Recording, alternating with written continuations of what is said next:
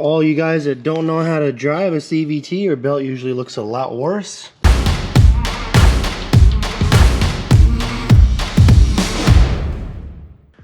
Hey everybody, it's Nick Olson, Chupacabra Offroad, coming to you guys back from my garage. And today, this video is going to be a double video. We're gonna do some maintenance on my 2019 RZR Turbo S Dynamix. And I'm also gonna kind of give you a 2,000 mile review. Show you what's worked, what's held up really well, still on the stock belt. So gonna show you what I do to maintain the belt, maybe some tips on driving, maybe some things that can maybe help you preserve your belt life. I know there's a lot of you guys that think that's hard to do, or maybe I got a little bit lucky, but I have been running this car with 33-inch tires since I purchased it. I've even ran 33s in the dunes, had this car loaded down with 3-4 adults at times and gone all over the place, from rock crawling, sand dunes, basically everywhere in between. Gone on long trips with the car, has been loaded down with extra fuel. So I'm pretty happy about that. I really love this car. The car's ran almost trouble-free. I'm gonna get into some basic maintenance stuff. Of course, you guys all know the basics in terms of dropping your fluids, but I'm gonna show you what I do to maintain my belt and clutches, show you what I do to maintain the air filter. I'm gonna go ahead and re-grease my wheel bearings with this tool. This tool is made by CA Tech, made here in the USA. Heard a lot of good things about this company, especially for the Can-Am owners in terms of some of the products they make, but seems pretty easy. You just gotta take things, some wheels off, gotta take your hubs off to get to your wheel bearings, but not a big deal since I'm gonna be throwing some paddles on as I'm heading to Glamis tomorrow. So gonna give the car a whole once over and kind of just talk through some of the maintenance, show you guys what it actually looks like, and then kind of give you my thoughts on how great this car has been for the first 2,000 miles of ownership. All right, so I'm gonna pull the clutch cover. Probably gonna be pretty dusty inside of here, but this is a big tip that's really definitely gonna help preserve your clutches, most importantly, because they're far more expensive than the belt, but also the belt life. This car was eating a lot of dust over Glamis for 4 days for New Year, so I imagine she's gonna be pretty dirty. Let's take it off and see what we got.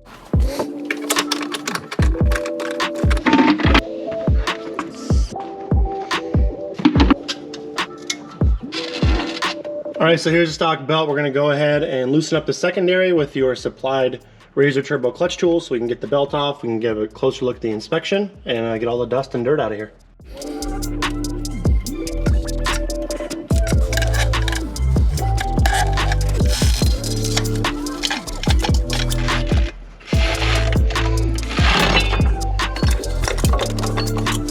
All right, so here's my belt. Let's look at my report card. Doesn't look too bad. For all you guys that don't know how to drive a CVT, your belt usually looks a lot worse. Got a little crack right there. I'm just busting your guys' chops, but I don't know. I should just keep it and run it till it breaks, maybe, just to see how long it does last. But I definitely think, you know, it's a little wore. It's probably at this point good to keep as a spare. Kind of want to keep a freshie in it just because it does feel like I'm getting a little more belt slippage. When I'm in the dunes with 4 people or under a really heavy load, I can kind of get a little smell when I'm going hard. When the belt is starting to slip, I can feel it a little bit. That's something I've kind of figured out over time and realized that it hasn't been something else like the tire spinning, kind of developed that feel. But I also think the clutches are a little on the dirty side, so I'm gonna show you guys how dirty they are. Let's go ahead and hook up my air nozzle.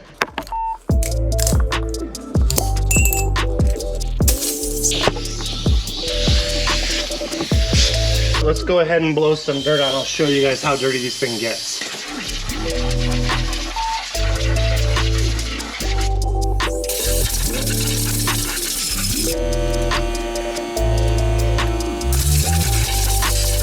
So there you go, really bad. And if you guys take nothing else away from this video, spend time and do this every few hundred miles. Do it after a big weekend of duning, couple 100-mile weekend.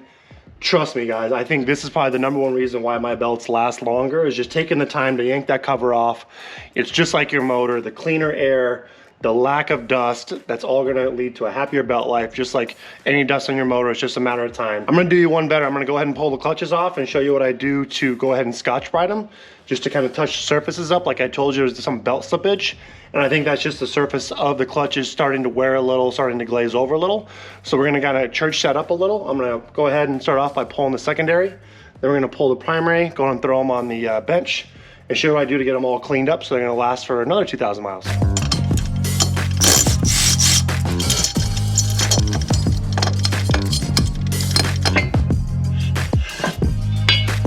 look at all that dust. Ooh. All right, so the rear took a 15 millimeter to get the secondary off. For the primary, it takes an 18. And not only do you have to get the bolt off, but you're also going to have to use a clutch puller. You have to buy one of these online. They're about 35, 40 bucks. A bunch of clutch companies make them. I think this is EPI or Trinity. And then we're gonna get that off, and I'm pretty sure we can get that in there without having to remove the rear shock. We'll go ahead and double check that. Okay, so I had to hold the clutch from rotating just to kind of get it broken loose. Just be careful on your placement so you don't cause any clutch damage. So 2,000 miles, guys, this car is bone stock in terms of clutching and ECU tune. Probably the biggest reason why I've got such good belt life. Obviously, I'm probably losing a little bit of performance without a clutch kit or a tune, but almost everybody I know that has a clutch kit and a tune goes through belts. All right, so I was wrong. You definitely have to remove the shock, and the easiest way to do that is go ahead and jack the rear end up, move the rear of the shock over so you can get the clutch puller in. So I'm gonna go ahead and jack her up.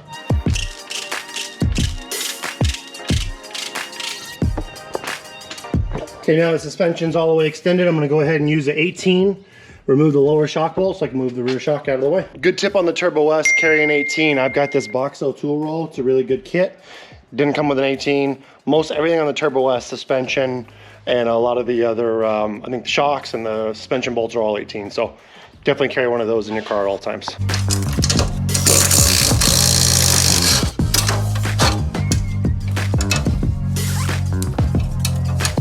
Okay, use the moto tie down to get the shock out of the way. We can go ahead and put the primary bolt tool in now. Thread it in. And it requires a 23 millimeter. Go ahead and pull it off.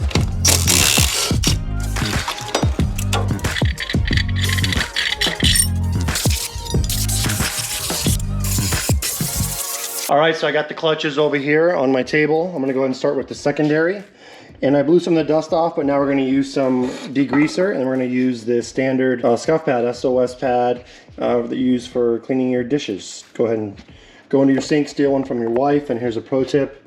Don't give it back to your wife after you've used it, because she's not gonna be pleased. I'm gonna start off with that, and then I'm gonna go ahead and pull apart the primary. I'm gonna inspect the wear here on these plastic moving little spacers here. They're allowed to go up and down. These are a wearable item.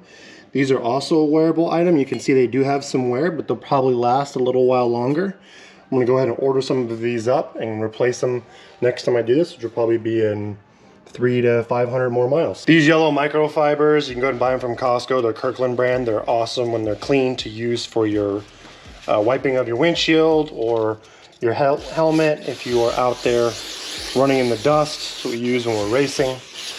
And let's talk about this car. So 2,000 miles, Turbo S Dynamix. You guys might have figured by now, I'm not necessarily like big into spending, or I haven't spent much on increasing the horsepower of this car. I do a lot of bigger, long trips. I really care about making sure that everything holds up and doesn't break, and so far that's been the case. I've done a couple 100-mile rides down in Mexico, almost to the Peace Trail in Baja. Unfortunately, those trips were canceled due to COVID, but plan on many more big trips. My car is heavy, it's loaded down. I got the roof rack, which definitely adds another 50, 60 pounds. Of course, got the lights, the seats, the seat heaters, the windshield, 33-inch tires, which I think my current wheel and tire combo is still lighter than stock, but taller, of course, than the 32-inch. Those stock tires that came on these Turbo S are pretty good for what they are. Definitely the best stock tire on any OEM at the moment. But the Tensors have done really well. I would check out our YouTube channel if you want to hear a review. I've also reviewed some other tires I've owned, such as the BFG Baja KR2, which is also an exceptional tire, and ITP Ultracross R-Spec. So either way, stock clutching, guys, tires. A lot of guys have asked me, hey, you're running 33s, have you changed your clutching? The short answer is no. These tires are, like I said, maybe a little bit lighter than stock. And then when I'm out in the dunes, I always run paddles, most all the time. And I run some lighter weight Scat Track 32s. So this car, this Turbo S, definitely feels a little slower than my old turbo.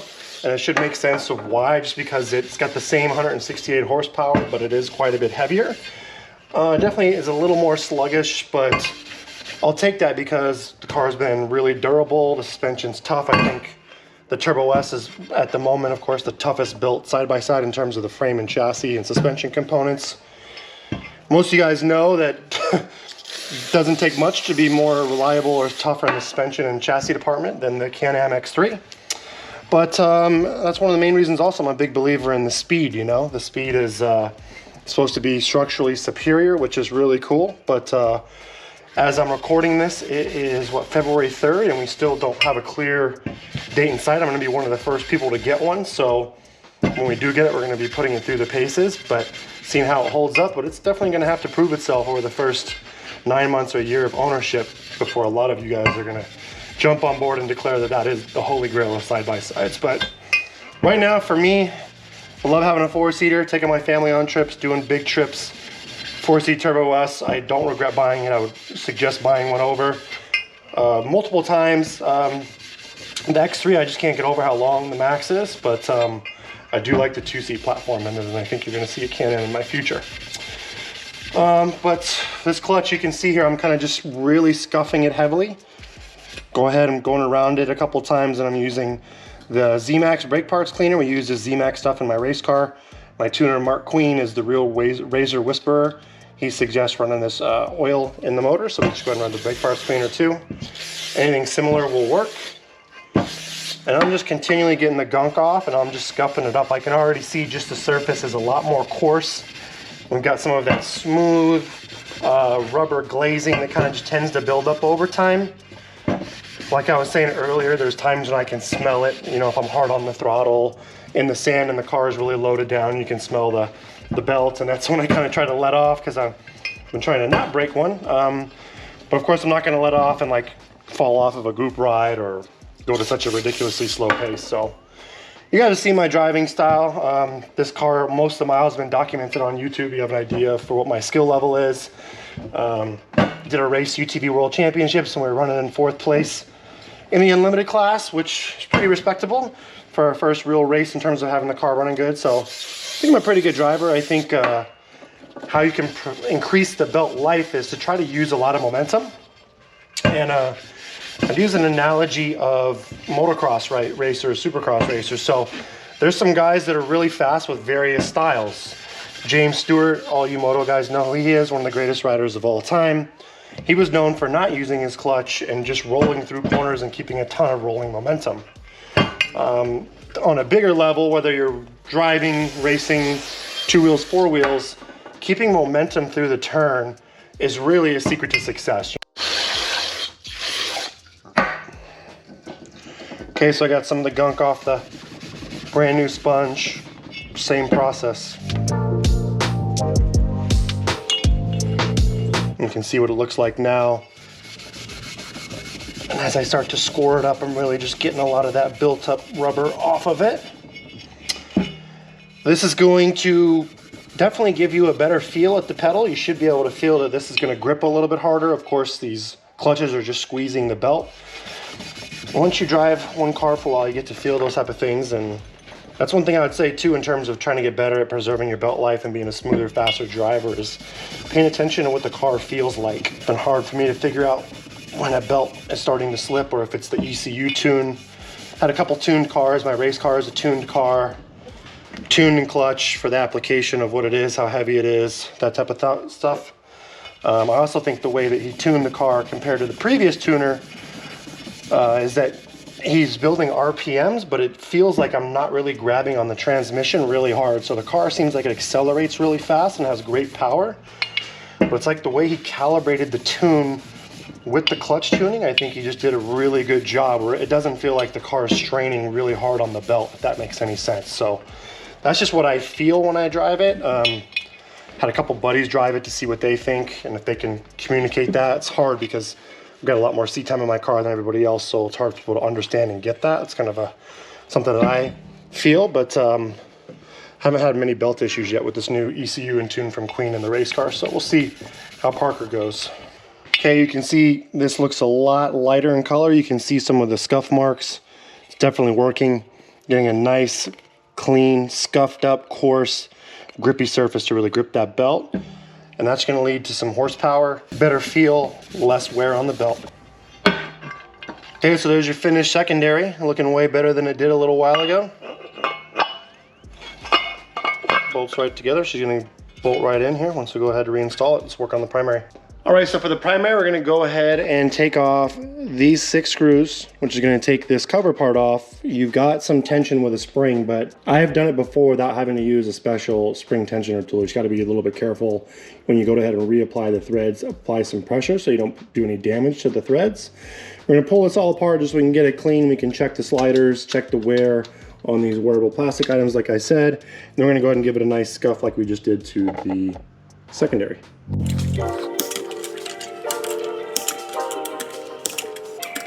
As you loosen all of these, you're gonna feel the pressure increase of the last couple because we are unloading a spring. This is the stock spring, so it doesn't have too much force on it. And kind of give it a push down there. Again, I'm just applying pressure so that I don't do any unnecessary damage. If you get down to one bolt, those last couple threads, you don't want to have to re-tap something because you just didn't take your time. There we go. Okay, so the top part comes off. Make sure you put things down in the way you want them to go back on. Here is the spring. We'll go and put her down like that.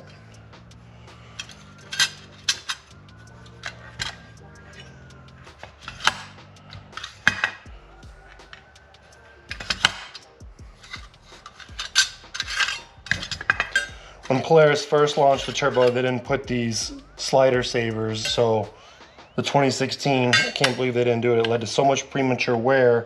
The aluminum was getting dust in it and it was just eating it up quick, so simple fix, thank goodness. It didn't cost people a whole lot of money, but it was still a recall on the 2016 turbos.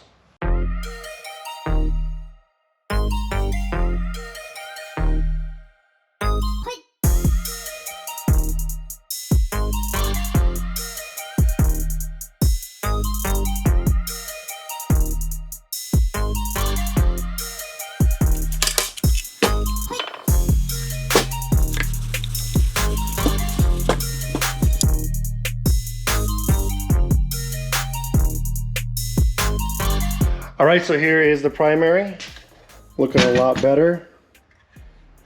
All scuffed up. Wearable sliders look okay, good for a few hundred more miles. Got all the dust out of them, all clean and fresh. I think I'm gonna go ahead and retire the stock belt, use it as a spare, and throw in a fresh belt. So let's go ahead and throw it back on. All right, so I'm gonna go ahead and start the threads here with the primary bolt. Go ahead and torque it down here. Again with the 18.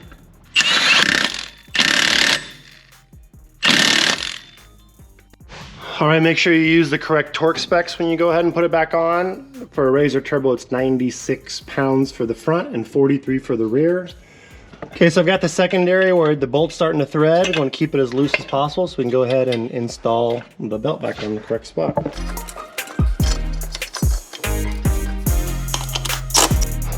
All right, final step for the clutch. Make sure you go ahead and blow out the tube, the intake tube, and the outer part of your cover. Just keep all that dust out of there.